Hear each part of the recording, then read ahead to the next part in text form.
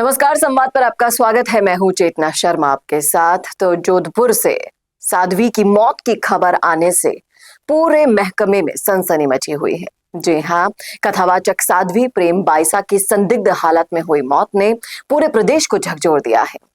अचानक से उनकी मौत की खबर का आना और मामले का और रहस्यमय तब होना जब 4 घंटे बाद उनके आधिकारिक इंस्टाग्राम से एक चौंकाने वाला पोस्ट सामने आता है। पोस्ट में लिखा है, मैं इस दुनिया से हमेशा के लिए अलविदा ले रही हूँ। मेरे जीते जी नहीं तो जाने के बाद न्याय मिलेगा। आप देख सकते हैं स्क्रीन पर। पुलिस अब ये जांच कर रही है कि मौत के बाद इंस्टाग्राम पोस्ट कैसे और किसके जरिए आया। क्या ये स्केड्यूल था? अस्पताल लाने से पहले ही उनकी सांसें भी थम चुकी थी।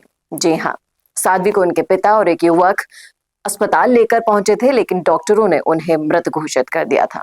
एसीपी छवि शर्मा के अनुसार पूरे मामले की गंभीरता से जांच की जा रही है और ये साध्वी मूल रूप से बालोतरा के गिड़ा क्षेत्र के कोपलिया गांव की रहने वाली थी। वर्तमान में पाल रोड स्थित आरती नगर के आश्रम में रह रही थी और उनकी पार्थिव देह को एम्बुलेंस से पुलिस ने कब्जे में लिया और इस दौरान आश्रम के बाहर भारी भीड़ भी जमा हुई। आपको बता दें कि निजी अस्पताल के डॉक्टर प्रवीण जैन ने बताया कि परिजनों के अनुसार साध्वी को बुखार था और इंजेक्शन लगाया गया था। उसके बाद अचानक से तबीयत बिगड़ गई और अस्पताल में उन्हें रिवाइव करने की पूरी कोशिश की गई, लेकिन शरीर में कोई हलचल नहीं हुई। आपको बता दें कि साध्वी प्रेम बाइसा एक चर्चित कथावाचक थी और सोशल मीडिया पर उनकी लोकप्रियता जबरदस्त थी। करीब 7 लाख फॉलोअर्स थे उनके। दिसंबर 2024 में उन्होंने अपने पिता विरमनाथ महाराज के साथ आरती नगर में जीवों के लिए साधना कुटीर आश्रम की स्थापना की थी और उद्घाटन समारोह में उत्तराखंड के शंकराचार्य वसुदेवानंद महाराज और योग गुरु बाबा रामदेव भी शामिल हुए थे। अपने उद्बोधन में साध्वी ने बताया था कि उन्होंने मात्र 8 साल की उम्र में दीक्षा ले ली थी। अब बता दें कि जो वायरल हुआ था उनका वीडियो, सभी ने देखा था कि उनके और उनके पिता का एक वीडियो वायरल हुआ था। उसमें पिता विरमनाथ ने आरोप लगाया था कि 20 लाख रुपए नहीं देने पर फर्जी वीडियो वायरल कर दिया गया था। इस मामले में रिपोर्ट भी की गई, आरोपी की गिरफ्तारी भी हुई, लेकिन इस पूरे पृष्ठभूमि को देखते हुए साध्वी की मौत पर कई सवाल खड़े हो रहे हैं। अग्नि परीक्षा देने को तैयार थी वो साध्वी, क्योंकि इंस्टाग्राम पोस्ट में ये भी लिखा गया कि साध्वी ने आदिगुरु शंकराचार्य और कई संतों से अग्नि परीक्षा के लिए निवेदन किया था, लेकिन प्रकृति को कुछ और ही मंजूर था। ये पंक्तियां इस पूरे मामले को और भी संवेदनशील बना रही हैं और इस पूरे मामले पर हनुमान बेनीवाल ने भी खुलकर बोला है। नागौर सांसद हनुमान बेनीवाल का बयान सियासी और प्रशासनिक हलकों में हलचल पैदा कर रहा है। बेनीवाल ने सीधे तौर पर मुख्यमंत्री भजनलाल शर्मा और डीजीपी राजस्थान को पत्र लिखा और साध्वी प्रेम बाइसा की मौत की निष्पक्ष और उच्च स्तरीय जांच की मांग की। बेनीवाल ने कहा कि एक युवा साध्वी की मौत के बाद सोशल मीडिया से आया पोस्ट कई गंभीर आशंकाएं पैदा करता है। यदि समय रहते निष्पक्ष जांच नहीं हुई तो सच कभी भी सामने नहीं आएगा। उन्होंने ये भी स्पष्ट किया कि इस मामले में किसी भी प्रभावशाली व्यक्ति को बचाया नहीं जाना चाहिए। अब कई सारे सवाल हैं, कई सारे जवाबों का इंतजार है कि मौत के 4 घंटे बाद इंस्टाग्राम पोस्ट किसने किया?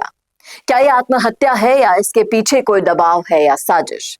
क्या पहले से चले आ रहे विवादों का इससे कोई संबंध है? फिलहाल साध्वी प्रेम बाइसा की मौत आस्था, साजिश और सिस्टम तीनों के कटघरे में खड़े होने जैसा मामला बन चुकी है। अब सबकी निगाहें पुलिस जांच और सरकार के अगले कदम पर टिकी है। देखना वाकई में दिलचस्प होगा। क्या हनुमान बेनीवाल की ये जो दरकार है सीएम साहब सुनेंगे, डीजीपी साहब सुनेंगे? क्या साध्वी के साथ जो कुछ भी हुआ उसका सच सामने आएगा?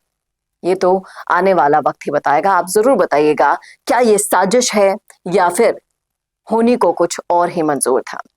लिखिएगा कमेंट बॉक्स में अपनी राय। कैसा लगा वीडियो बताना ना भूलेगा और ऐसे और वीडियोस के लिए देखते रहिए संवाद भारत का, भारत के लिए। नमस्कार। अगर आप बनना चाहते हैं पॉलिटिशियन, लेकिन पब्लिक स्पीकिंग और अपने विचारों को व्यक्त करना चुनौती लगता है या कैमरे और पब्लिक के सामने किसी तरह से बोल पाए इसमें मुश्किल होती है, तो मिशी मीडिया सॉल्यूशंस लेकर आया है पॉलिटिकल कंसल्टेंसी कैंपेन, जिसमें वरिष्ठ जर्नलिस्ट और पॉलिटिकल एनालिस्ट की एक्सपीरियंस्ड टीम आपको मदद करेगी, जिससे आपकी आवाज और भी बुलंद हो जाएगी। इसमें हम आपके गोल को पूरी तरह से टारगेट करेंगे कि किस तरह से आपको पार्टी पहचाने, आपको उस क्षेत्र के लिए चुने, कैसे सर्वेज में आपका नाम आए, कैसे लोगों के बीच में आपका माहौल बने। ना सिर्फ कंसल्टेंसी हम आपको देंगे, बल्कि आपको सारे रास्ते दिखाएंगे और बताएंगे भी, जिससे आप भारत की राजनीति में अच्छे पॉलिटिशियन बनके समाज का सुधार कर सके। तो अभी कॉन्टैक्ट कीजिए स्क्रीन पर दिए गए नंबर पर।